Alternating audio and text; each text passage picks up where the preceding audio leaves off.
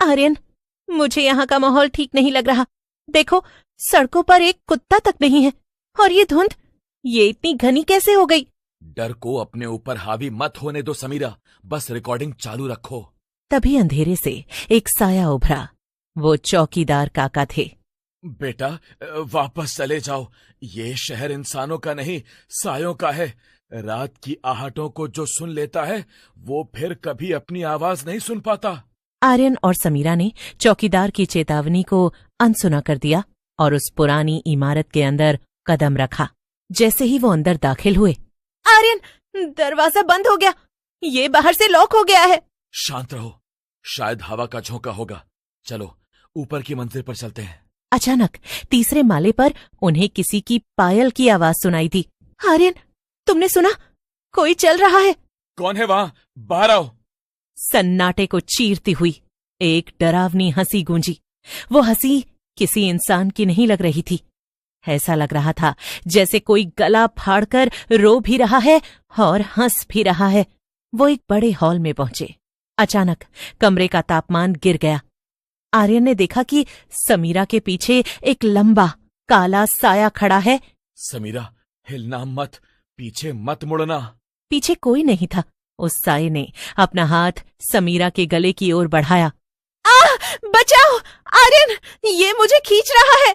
समीरा हवा में ऊपर उठने लगी। छोड़ दो उसे, तुम जो भी हो सामने आओ। एक लड़की पर अपनी ताकत क्या आजमा रहे हो? हिम्मत है तो मुझसे भिड़।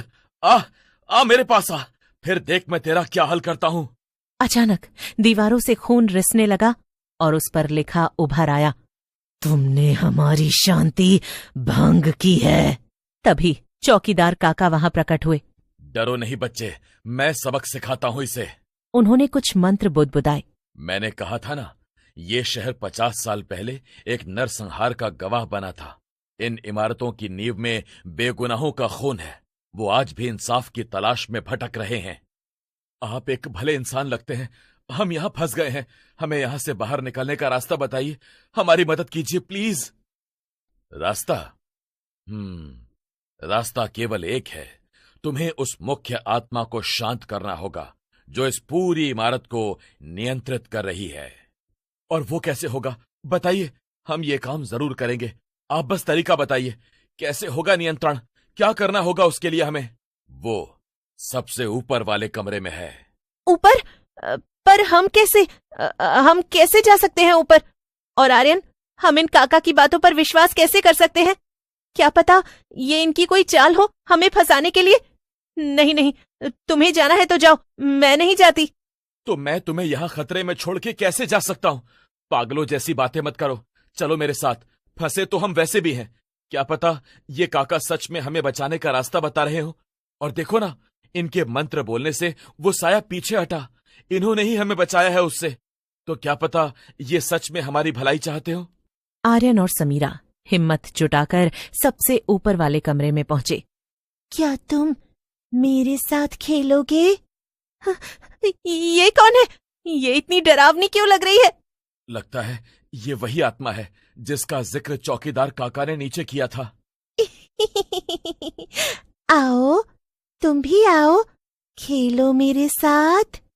आर्यन ने देखा कि वहां एक पुरानी तस्वीर फटी हुई है।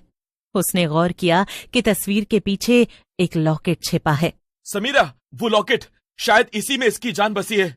जैसे ही आर्यन ने लॉकेट की ओर हाथ बढ़ाया, आत्मा का चेहरा भयानक रूप से बदल गया। समीरा ने अपने बैग से लाइटर निकाला और पास पड़े पुराने पर्दों में आग लगा दी। जैसे ही आग की रोशनी फैली, आत्मा की शक्ति कम होने लगी। आर्यन ने लॉकेट को फर्श पर पटक कर तोड़ दिया। एक भयानक चीख गूंजी। धीरे धीरे वो साया धुएं में बदल गया। सुबह की पहली किरण के साथ सन्नाटा टूट गया। आर्यन और समीरा लड़खड़ाते हुए इमारत से बाहर निकले। शहर अब पहले जैसा डरावना नहीं लग रहा था। क्या तुम ठीक हो? लगता है हम बच गए। क्या ये सब अब खत्म हो गया? शायद, लेकिन इस शहर की आहटें हमेशा मेरे कानों में गूंजती रहेंगी। चंद्रपुर से भागने के 3 दिन बाद भी आर्यन सो नहीं पाया था। उसे हर रात अपने कमरे के कोने में वही छन छन की आहट सुनाई देती थी। आर्यन, मैं अपने घर में सुरक्षित महसूस नहीं कर रही हूँ। मेरे बाथरूम के आईने पर कल रात मदद करो ऐसा लिखा हुआ था, और सबसे डरावनी बात, वो मेरे खून से लिखा था, लेकिन मेरे शरीर पर कोई चोट नहीं है। समीरा, शांत हो जाओ। मुझे लगता है हम वहां से कुछ लेकर आए हैं। वो लॉकेट तोड़ना शायद काफी नहीं था। हम कल प्रोफेसर शास्त्री से मिलेंगे। अगले दिन वो प्रोफेसर शास्त्री के पास पहुंचे और उनके चेहरे का रंग उड़ गया। मूर्खों, वो तो केवल एक छलावा था। वो लॉकेट उसे कैद नहीं कर रहा था, बल्कि उसे इस दुनिया से जोड़े रखने वाला एक लंगर था। उसे तोड़कर तुमने उसे आजाद कर दिया है। अब वो कहीं भी जा सकती है। तो अब हम क्या करें? वो हमारे पीछे आ रही है। तुम्हें वापस चंद्रपुर जाना होगा। उस इमारत के नीचे एक तहखाना है, वहां उसकी असली अस्थियां हैं। जब तक उन्हें विधि विधान से मुक्त नहीं किया जाता, वो तुम्हारा पीछा नहीं छोड़ेगी। और याद रखना, इस बार वो अकेली नहीं होगी। ये तो बहुत मुश्किल लग रहा है। कहीं हमसे कोई चूक हो गई तो? नहीं, मैं ये रिस्क नहीं ले सकता। क्या आप हमारे साथ चल सकते हैं? हाँ ठीक है, पर यह करना बिल्कुल भी आसान नहीं होगा। याद रहे, वो आत्मा अब आजाद है, तो सावधानी ही हमारी सुरक्षा है। फिर रात के 12 बजे आर्यन, समीरा और प्रोफेसर शास्त्री अपनी गाड़ी से फिर उसी वीरान शहर की ओर बढ़े। पूरी सड़क पर सैकड़ों साए खड़े थे। वो भागते हुए विक्टोरिया हाइट्स के अंदर घुसे। इस बार इमारत का माहौल और भी हिंसक था। तभी एक गरजती आवाज आती है, बचाओ, हमें आजाद करो। और फिर हजारों आवाजें एक साथ गूंजने लगीं।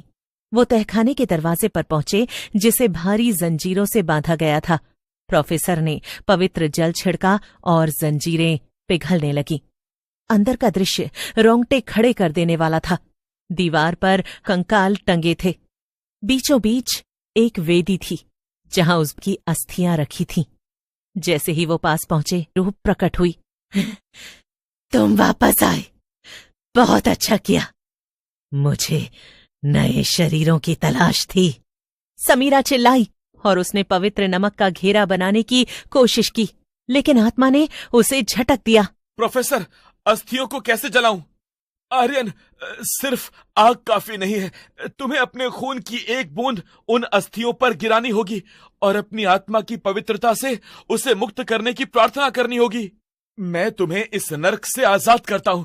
जाओ और शांति पाओ। जैसे ही खून की बूंद अस्थियों पर गिरी, एक सफेद रोशनी पूरे तहखाने में फैल गई। वो काली रूह धीरे धीरे एक मासूम की शक्ल में बदलने लगी। उसने आर्यन की ओर देखा और धीमी आवाज में कहा, शुक्रिया।